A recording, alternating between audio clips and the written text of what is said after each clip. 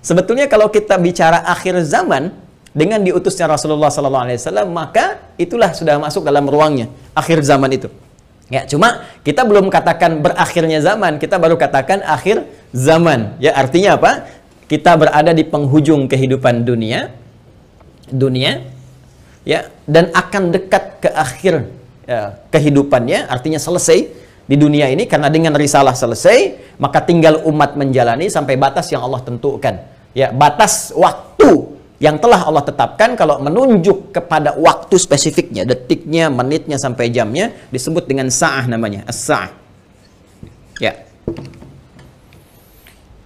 Nanti di periode ini ada kejadian-kejadian, ya, di mana segala hal bisa muncul, ya, bisa terjadi banyak hal nanti kita sebutkan, baik itu nanti huru-hara, baik itu banyak musibah, baik itu nanti selesai kehidupan, wafat, bangkit, sesuatu terjadi. Sesuatu yang banyak terjadi, bangkit, dan sebagainya disebut dengan qiyamah namanya. Ya, asalnya qiyam, sifatnya ditambah ta disebut dengan qiyamah. Karena itu nanti peristiwanya disebut dengan yaumul qiyamah. Yaumul qiyamah. Ya. Nanti ada surah Al-Qiyamah, surah ke-75, gitu kan?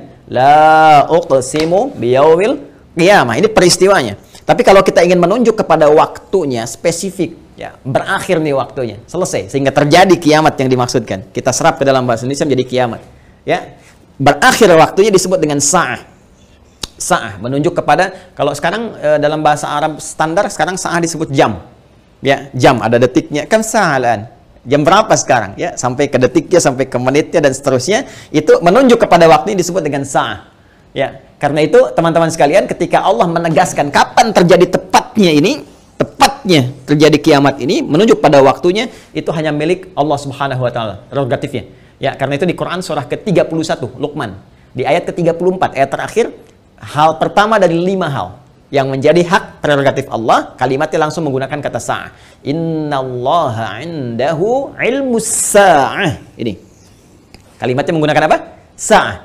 Ya, di hadis Muslim, nomor hadis yang ke-8, disebut dengan hadis Jibril, ya, alaihissalam, ketika beliau bertanya mengonfirmasi kepada Rasulullah, ya, Sayyidina Muhammad SAW, bertanya tentang kapan tepatnya terjadi kiamat.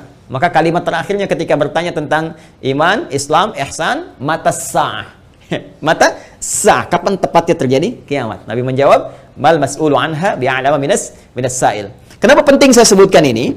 Nah, ada langsung firman Allah dalam Al-Quran, pembukaan satu surah, di surah ke-54 Al-Qamar.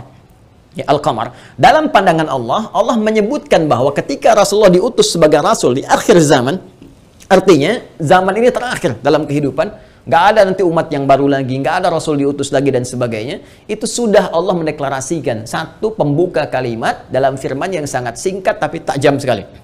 Iqtarabatis sa'ah. Iqtarabatis sa'atu wansyaqqal qamar. Quran surah ke-54 ayat yang pertama. Jadi Allah sudah menyampaikan sejak Nabi SAW diutus kurang lebih 15 abad yang lalu, kan? Allah menyampaikan iqtarabatis sa'ah. Ya, masa itu sudah dekat. Ya, jadi sejak diutusnya Nabi, Allah sudah mendeklarasikan, sudah menyampaikan, ya, menginformasikan pada seluruh hambanya bahwa ini kejadian ini sudah dekat. Ya, dengan diutusnya Rasulullah, bahwa zamannya akan berakhir. Cuma dekatnya dalam konteks firman Allah dengan pandangan kita tentu sangat berbeda. Ya, karena dimensinya tidak serupa, sifat-sifatnya jauh berbeda, kan? Maka demikian pula memahami firman Allah tidak menggunakan pendekatan akal manusia. Jangan kita katakan dekat dengan ukuran kita, tidak. Lihat ukuran Allah. Ya, di mana ukuran Allah? Lihat surah Al-Ma'arij misalnya, ayat yang ke-6. Innahum yarawnahu ba'ida wa narahu qariba. Ya, mereka melihatnya masih panjang, kami melihatnya dekat. Kenapa? Karena ukuran waktu di sisi Allah, ya, itu sudah nggak pakai ukuran standar manusia lagi. Beda dimensinya.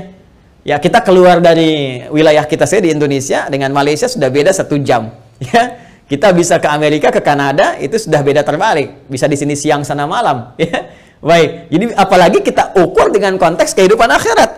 Ya, ya, ketika Allah berfirman dengan kita di sini, ya, antara kehidupan di luar bumi, di langit saja misalnya, itu yang sudah tidak ada gravitasi lagi, sudah gravitasi 0, itu perbedaan waktunya sudah berbeda jauh. Makanya ketika Al-Quran menginformasikan fi yaumin kana miqdaruhu alf sanatin mimma ta'udun, ya, ada 1 tahun bisa beda 1000 tahun. Dalam konteks orang dihukum di neraka bisa seharinya serasa 50.000 tahun, sehari bisa 1000 tahun. Artinya kalau Allah katakan misalnya 7 hari, berarti masih 7.000 tahun ya.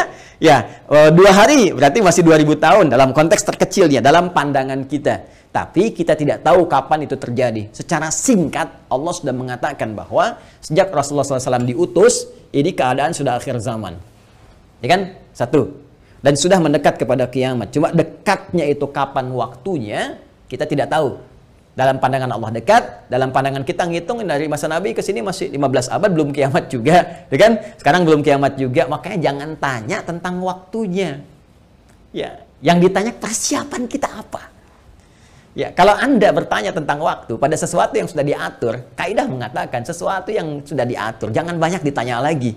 Nanti menjadi semakin tidak teratur keadaan Andanya.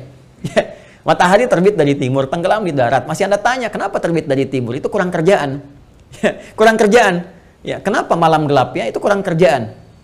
Jelas ya? Kenapa? Karena sudah kita mengerti, itu ma'lumun bid-darurah, sudah dipahami, sudah dimengerti. Naluri kita sudah bisa membaca, akal kita sudah mengetahuinya, ditanamkan dalam diri kita.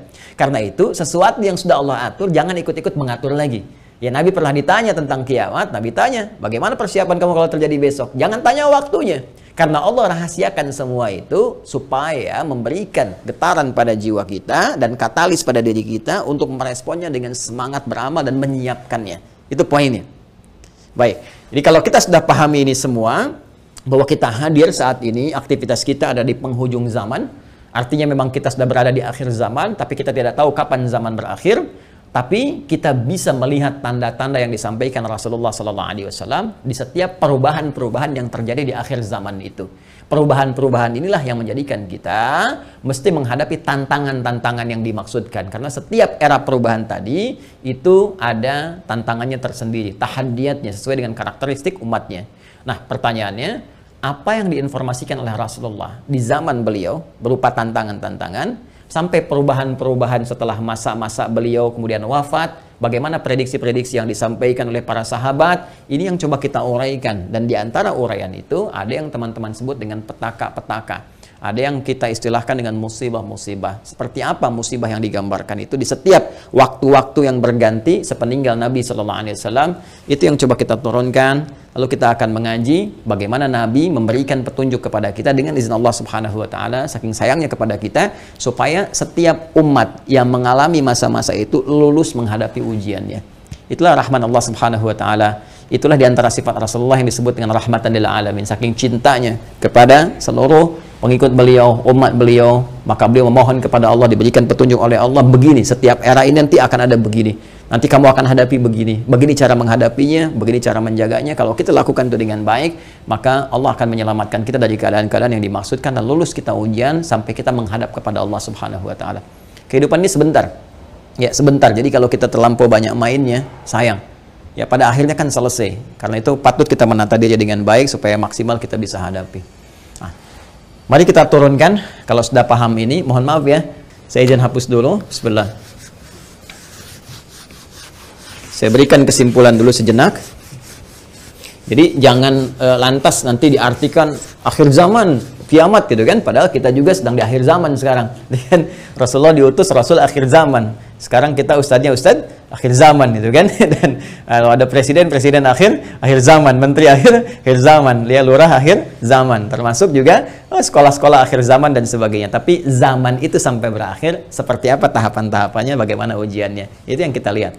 Ya. Di kesimpulan pertama, satu, tentang akhir zaman, sudah kita bahas. Ya, adalah satu era terakhir, ya, era terakhir dari umat manusia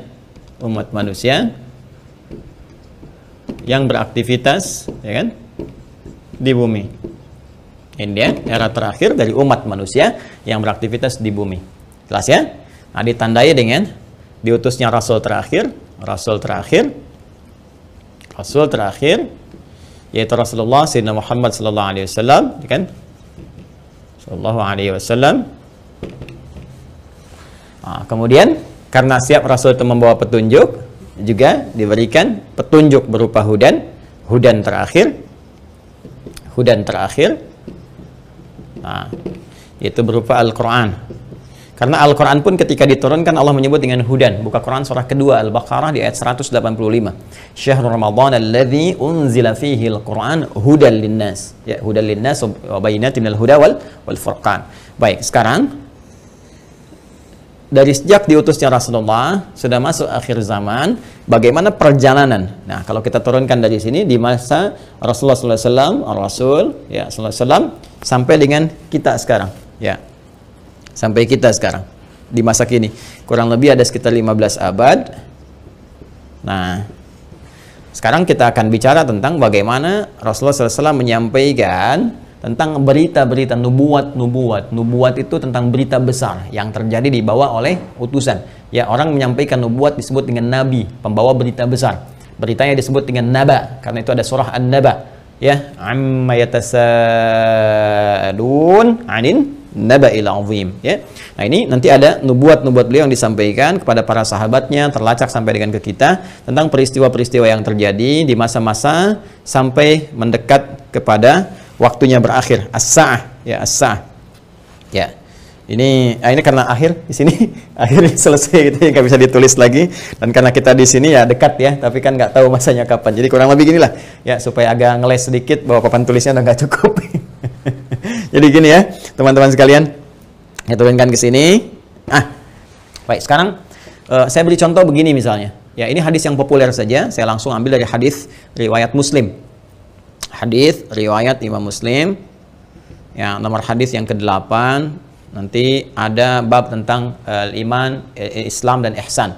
Ya, dikenal juga dengan hadis Jibril dan banyak dikutip oleh para ulama, termasuk juga Al-Imam An-Nawawi dalam Al-Arba'in. Dari 42 hadis beliau mengutip ini, teman-teman sekalian, di hadis yang kedua setelah innamal a'malu binniyat, masuk hadis ini. Ya, an Abi Hafsin Umar bin Khattab radhiyallahu taala anhu, qala bainama nahnu julusun 'inda Rasulillah sallallahu alaihi wasallam, ittala 'alaina rajulun shadidu bayadit thiyabi, shadidus sawadis sa'ari, la yura 'alaihi atharus safari. Nah, kemudian setelah itu dia datang kepada Nabi sallallahu alaihi wasallam, fajalasa ila Nabi sallallahu alaihi wasallam, fasnada rukbatayhi wa wada'a kaffayhi ala fakhidhihi, faqala ya Muhammadun akhbirni 'anil Islam, dijawab oleh Nabi, akhbirni 'anil iman, dijawab oleh Nabi, akhbirni 'anil ihsan, dijawab oleh Nabi, terakhir kemudian mata sa'ah. Ya, bertanya tentang tanda-tanda as-sa'ah. Kapan ini ya terjadi tepatnya kiamat? Nabi menjawab, mal mas'ulu anha bi'alami min as-sa'il. Ya, tidaklah yang ditanya lebih tahu daripada siapa yang bertanya. Ya, tidaklah yang ditanya lebih tahu daripada yang bertanya. Jadi yang ditanya Rasulullah SAW ini kan Jibril, dekat dengan Allah. Allah Subhanahu Wa Taala berikan wahyu lewat Jibril sampaikan kepada Rasulullah. Tentunya ya malaikat Jibril lebih tahu dibandingkan dengan saya. Ya, ini juga pertanda ada dua hal. Pertama, pertanda ujian yang disampaikan malaikat kepada Nabi Muhammad supaya tidak mengarang sesuatu di luar apa yang Allah wahyukan kepadanya. Dan ini membenarkan risalah Nabi Muhammad SAW. Yang kedua juga salah satu pertanda bagaimana ta'zimnya, ya, kagumnya malaikat Jibril pada Nabi Muhammad karena merasa Rasulullah lebih dekat dengan Allah Subhanahu Wa Taala. Bagaimana dipuji dalam Al-Quran, wa innaka la'ala khuluqin 'azim, dijamin surga sebelum wafatnya, inna a'tainakal kautsar. Ya, tentu ada pertanyaan dari malaikat, nih hamba luar biasa disayang Allah, dan hamba manusia yang sudah pada tingkat tersayang dari Allah itu melebihi malaikat. Karena itu ketika Adam alaihissalam ya diuji oleh Allah, diminta, ditanya ini apa, ya, Al-Baqarah di ayat yang ke-31 itu, wa 'allama Adam al-asma'a kullaha, dan seterusnya sampai ayat 33, maka malaikat kan diminta sujud hormat. Di ayat 34-nya, wa idz qulna lil malaikati isjudu li Adam fasajadu, kan? Maka mereka diminta sujud hormat kepada Adam alaihissalam. Apalagi Nabi Muhammad sallallahu alaihi wasallam dengan segala puncak ketakwaan dan kedekatannya kepada Allah, maka mengkonfirmasi malaikat karena melihat bagaimana kedekatan Rasulullah dengan Allah Subhanahu wa taala. Tapi tetap Nabi dengan tawadhu mengatakan, mal mas'ulu anha bi'alam minas sa'il. Ya, kemudian bertanya an amaratiha, maka akhbirni, ya, an amaratiha, maka sampaikan kepadaku. Ya, informasikan maksudnya kepada malaikat Jibril ini supaya didengar oleh sahabat-sahabat yang lain dan disampaikan kemudian kepada generasi setelahnya sampai dengan ke kita. Ya, apa tanda-tandanya? Nah, ini tanda-tanda umum teman-teman sekalian yang mencakup kehidupan secara umum, baik itu dialami oleh ahli Quran ataupun bukan ahli Al-Quran. Jadi ada masa-masa kehidupan dari sejak zaman Rasulullah nanti terus yang akan mendekat kepada as-sa'ah, berakhirnya kehidupan. Apa diantaranya? Ini banyak hadisnya ya. Ini saya baru ambil salah satu, gitu kan? Salah satu. Maka dikatakan misalnya antali dalam turabbataha. Bagaimana seorang pembantu melahirkan tuannya. Ya, di sini para ulama ada yang memahami sesuatu dunia menjadi terbalik. Ya, suatu dunia menjadi terbalik. Kalau kita lihat tekstual kan nggak mungkin. Oh, pembantu kok lahiran tuan, kan? Nggak mungkin. Tapi ada yang mengartikan banyak hal. Ya, keadaan menjadi terbalik. Ya. misalnya mohon maaf ya, kan biasanya tuan yang mengatur pembantu, sekarang pembantu ngatur tuan. Ya, jadi nanti ditafsir dengan hadis-hadis lain, ketika yang benar disalahkan, yang salah dibenarkan. Kemudian pembantu melahirkan tuan, ada yang mengartikan dengan perzinahan, ya selingkuh antara pembantu dengan tuan, dengan majikannya dan sebagainya, atau majikan memanfaatkan tuan dan sebagainya. Ya, ada kalimat-kalimat seperti itu. Wa antaral khufata rawatal alata. Ya, kemudian Anda bisa melihat kata Nabi sallallahu alaihi wasallam bagaimana pada masa itu orang-orang Baduy yang ya dari jauh dari pedesaan tiba-tiba mendapatkan sesuatu yang luar biasa sampai ya tatawaluna fil bunyan, lomba mendirikan bangunan. Ya, ini ada yang memahami bahwa orang yang biasanya mengembala kambing, artinya orang-orang yang desa dari jauh dari apa yang tidak terbiasa dengan hal-hal yang mewah, tiba-tiba sibuk dengan kemewahan-kemewahan. Ya, kemudian nanti ditafsir di hadis lain, orang-orang berlomba-lomba dalam urusan dunia, sampai orang-orang desa pun ada ikut-ikutan, ya, pengen terlibat dalam konteks dunia dan sebagainya, yang biasanya mereka hidup dalam keadaan-keadaan yang serba sederhana dan sebagainya. Jadi situasi-situasi ini situasi umum. Ya, nanti ada hadis terkait dengan banyak menyebar penyakit-penyakit yang menular, yang jarang ada obatnya dan sebagainya. Ini masih persoalan-persoalan umum yang dengan umum ini dialami oleh semua orang. Artinya mau ahli Quran, bukan ahli Quran, ya akan mengalami peristiwa ini. Ya, saat kebenaran mulai tertukar, saat macam-macam dan seterusnya lah.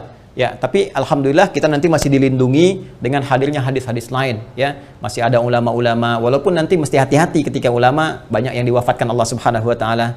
Sekarang kurang lebih sudah di atas 400 dari situasi pandemi saja di Indonesia saja. Itu bukan yang kaleng-kaleng, itu ulama-ulama yang memang ahli pesantren, ahli dzikir, ahli ilmu dan sebagainya. Mesti hati-hati juga. Ya, alhamdulillah kita masih ada orang-orang yang istighfar, bangun di malam hari, orang-orang yang mendekat kepada Allah, orang-orang yang taubat, masih kita dilindungi oleh Allah. Ya, jadi keadaan-keadaan ini, tapi petunjuk-petunjuk ke arah ini sudah mulai terasa. Artinya Nabi menyampaikan setelah kehidupan beliau akan dialami masa-masa ini.